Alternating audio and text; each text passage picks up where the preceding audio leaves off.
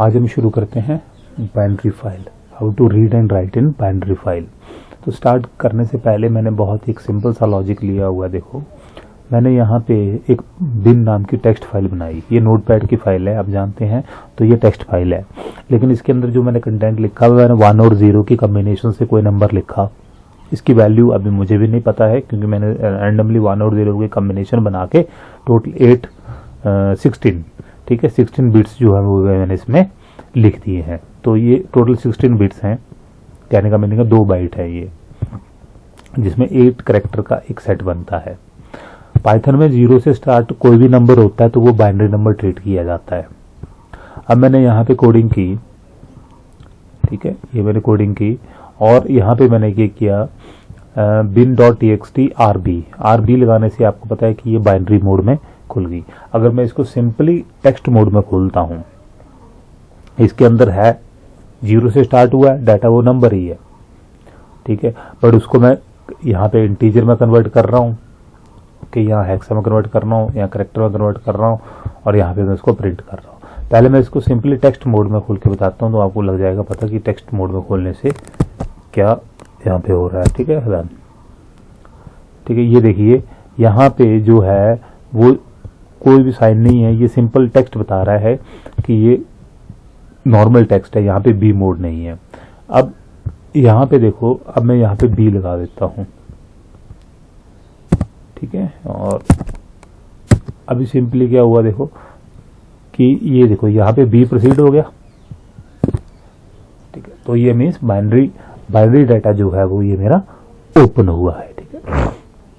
Bytes में data मैंने store किया हो तो बी जो है वो बाइनरी मोड को रिप्रेजेंट कर रहा है। ये प्रिंट हो गया डाटा, ये उसकी इंटीजरल वैल्यू, ये उसकी हेक्साडेसिमल वैल्यू और ये उसकी कैरेक्टर वैल्यू जो स्काई कोड में जो भी होगी। तो और ये नेक्स्ट 8 हैं जो अभी आपको शायद स्क्रीन पर नहीं दिख रहे होंगे, क्योंकि मैंने यहाँ पे 80 सेट किया है।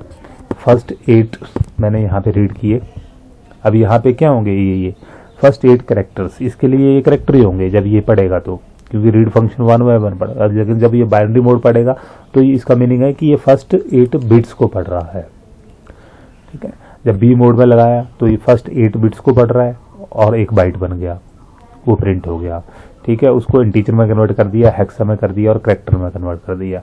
अब बाकी का कोड मैंने नीचे लिखा हुआ है, यही सेट, ठीक है, यही 4 लाइन का सेट मैंने दोबारा रिपीट कर दिया, ठीक है। तो जब रीड फंक्शन 8 को पढ़ चुका होगा तो फाइल पॉइंटर आगे होगा तो वो नेक्स्ट 8 को रीड कर देगा, ठीक है। ऐसे ही आप इस कोड को लूप में भी ले सकते हो, ठीक है। लूप में लेंगे आप तो आप इसकी लूपिंग भी कर सकते हो व्हाइल लूप के अंदर लगा के, ठीक है।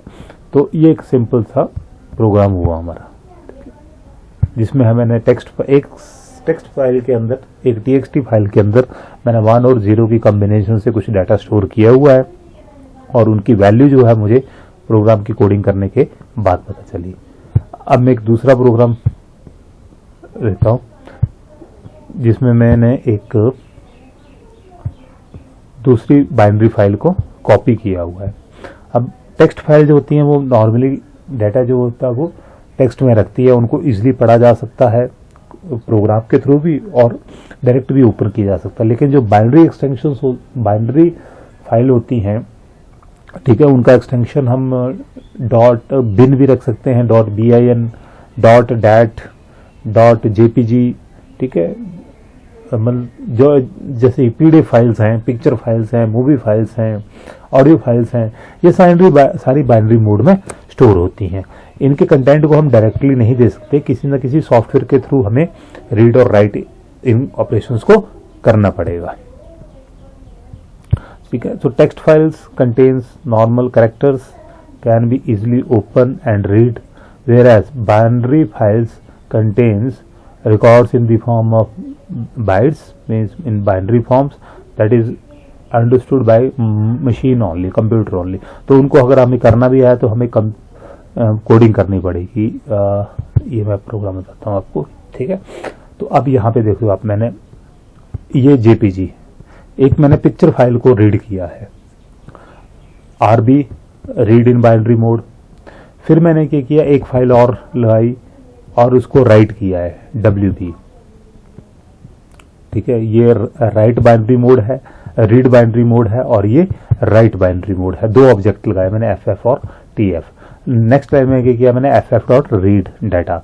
इसका मीनिंग हुआ कि मैंने कौन सी फाइल को wi.jpg को मैंने रीड कर लिया। ठीक है, ff.tell ts, टेल होता है लास्ट पॉइंटर पोजीशन को बताने के लिए, वो मैंने किस में स्टोर कर लिया ts से, क्योंकि इसी से मेरे को फाइल का साइज लग जाएगा पता, क्योंकि लास्ट पॉइंटर की जो पोजीशन होगी वो बाइट्स में रिटर्न आएगी और उतना फाइल का साइज होगा बाइट्स में। फिर मैंने क्या किया tf.write, tf जो है वो दूसरी फाइल के साथ एसोसिएटेड है nwi के साथ। ठीक है, और उसमें मैंने डाटा को राइट कर दिया। ठीक है, तो आप ये बोल सकते हैं कि इतना कोड किसके लिए है, ये कोड है टू कॉपी अ फाइल। अगर हमें एक फाइल से दूसरी फाइल में डाटा कॉपी करना है, ठीक है, तो हम ये कोड लिखते हैं। इसको भी हम छोड़ सकते हैं, इसका भी पर्पज नहीं है इसकी। ठीक है, तो ये 4 लाइनें जो हैं ये हम पहले भी कर चुके हैं। To create a duplicate copy, text file में भी क्वेश्चन किया हुआ नहीं। ठीक है, ये तो मैंने बाइनरी फाइल की डुप्लीकेट कॉपी बनाई है। ठीक है, मैं आपको इसको शो करता हूँ रन करके। पहले मैं ऐसा करता हूँ कि मैं वहाँ जहाँ पर मैंने इसको ओरिजिनली सेव किया हुआ है डाउनलोड्स में, ये WI है। ठीक है, wi.jpg और n, इसको मैं अभी डिलीट कर देता हूँ क्योंकि इसको मैं अभी क्रिएट करूँगा आपके सामने। NWI मैंने डिलीट कर दी, NWI नाम की अभी कोई फाइल नहीं है। ठीक है, अभी मैं इसको रन करता हूँ।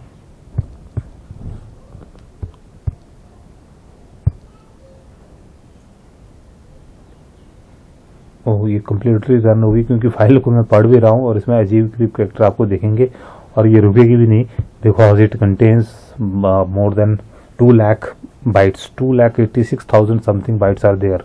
तो उनको प्रिंट करते वक्त बहुत टाइम लगेगा, कन्वर्ट करके ये प्रिंट करेगा। तो मैं क्या करता हूँ, इसको भी एग्जीक्यूशन को किल कर देता हूँ, क्योंकि इनको डिस्प्ले होते बहुत टाइम लगेगा। तो सिंपली मैं आपको ये बता रहा था कि ये रन हो गई है, इसने डुप्लीकेट फाइल जो होगी वो बना दी होगी। डाउनलोड्स, ये देखो NWI। ठीक है, तो ये फाइल VI और NWI, ये इसकी कॉपी बन गई। ठीक है, और इसका साइज जो है वो आप यहाँ पर देख रहे हैं 2.73 मेगाबाइट। अगर आपको एग्जैक्ट उसमें देखना है मेगाबाइट्स में, अगर बाइट्स में देखना है एग्जैक्ट, तो ये है 286,6077 बाइट्स। ठीक है, और अब मेरा नेक्स्ट कोड क्या, तो यहाँ पर ये हो गया, this is code to create duplicate copy of binary file. Now next is tell, ये मैंने आपको बताया फाइल पॉइंटर की पोजीशन मैंने पता की। Now what I did in next line. ठीक है, मैंने की एक लिस्ट क्रिएट की LT एम्प्टी लिस्ट। ठीक है, और फिर मैंने फॉर बाइट इन डाटा इसको मैंने रीड किया। अभी जो कुछ कोड है मैं लिस्ट को भी आपको कमेंट बना देता हूँ, कमेंट, और यहाँ भी मैं लिस्ट को कमेंट बना देता हूँ, क्योंकि मैं आपको सिर्फ बताना चाहता हूँ कि ये भी कमेंट है मेरा और ये भी कमेंट है। साइज में अभी कोई ज़रूरत नहीं मुझे बताने की।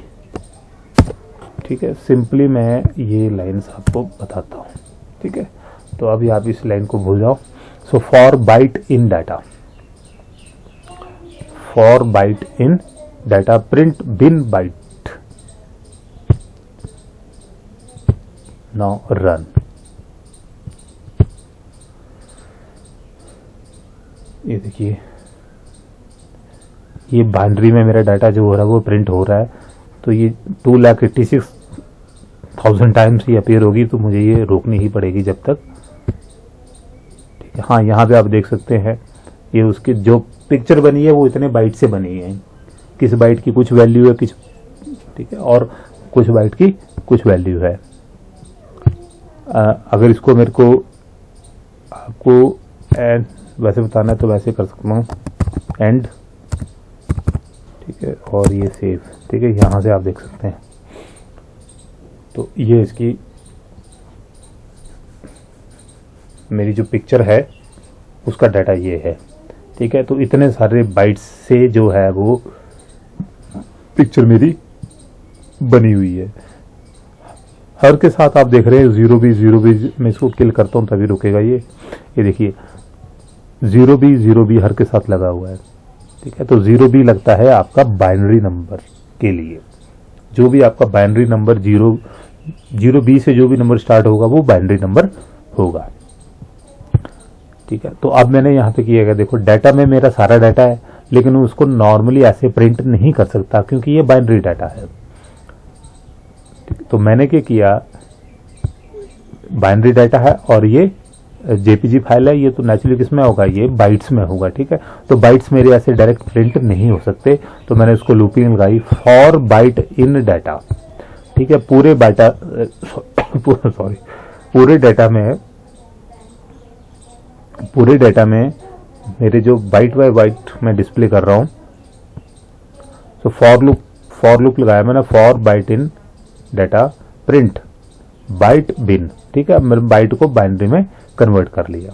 अब इसी के साथ मैं आपको बताता हूं कि मैंने क्या किया। अब मैंने इसको कैरेक्टर में कन्वर्ट किया, CHR बाइट, ठीक है, कि जो मेरा बाइट था उसको मैंने कैर में कन्वर्ट कर दिया और उसके बाद मैंने उसको प्रिंट किया, ठीक है। लिस्ट अभी भी मैं आपको शो नहीं करता हूं। तो अब ये साथ में एक बाइनरी वैल्यू भी प्रिंट होगी और एक साथ में उसका कैरेक्टर भी प्रिंट होगा, ठीक है। Again stop and kill. तो ये देखो यहां तक एक बाइट प्रिंट, और ये जो बीच में वाई आ रहा है ये क्या है, एक कैरेक्टर है।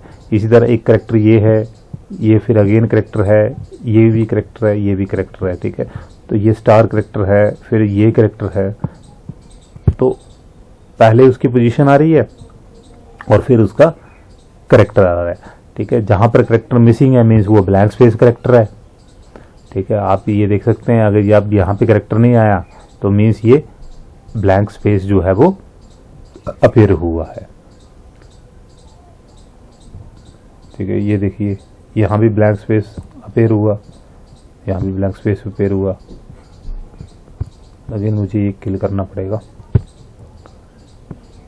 ठीक है। और लिस्ट डॉट अपेंड, ये मैंने क्या किया कि जितना भी मेरा डाटा है अगर उसको मैं लिस्ट बना दूं, अब मैं बाइट्स रहने देता हूं। अब मैं बाइट नहीं प्रिंट कर रहा हूं, मैंने बाइट को बना दिया, सिंपली मैं कैरेक्टर्स को प्रिंट कर रहा हूं और एक एम्प्टी लिस्ट, और आपको लिस्ट शो करनी है, ठीक है। Now our code is for byte in data char byte. अब मैंने बाइट को सीधा कैरेक्टर में कन्वर्ट कर दिया क्योंकि अब मेरे को आपको साथ अकेला सिर्फ जो है वो कैरेक्टर्स बताने हैं कि इस फाइल में क्या क्या कैरेक्टर्स हैं, ठीक है। ये कैरेक्टर्स हैं, ओनली कैरेक्टर्स।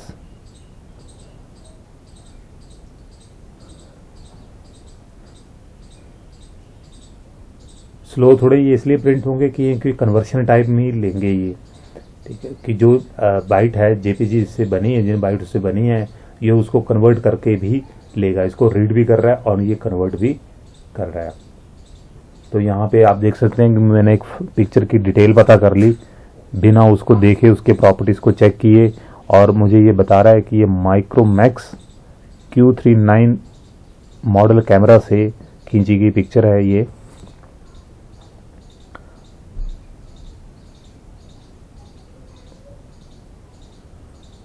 ठीक है। फाइल की प्रॉपर्टीज बता रहा है साथ में ये। तो माइक्रोमैक्स कैमरा Q39 मॉडल से ये उसकी कैमरा एप्लीकेशन से फोटो खींची गई है 2019 में, ठीक है। और साथ में टाइम भी बता रहा है, ठीक है। मे भी उसकी जियो लोकेशन भी अगर टैग होगी तो जियो लोकेशन भी हमें यहाँ से पता लग सकती है, और ये बाकी उसकी कोडिंग जो है वो आ रही है,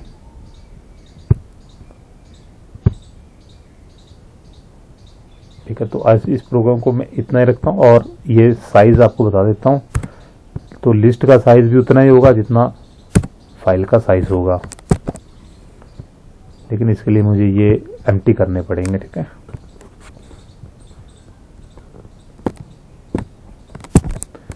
इसलिए मैं इसको यहाँ पे बता देता हूँ, तो आपको पहले ही साइज पता चल जाए फाइल का साइज कितना है। ये देखो 2,86,000 no 2 1 2 3 4 5 28,66,000 what is this 1 2 3 4 5 yes, so 28,66,077 what bytes।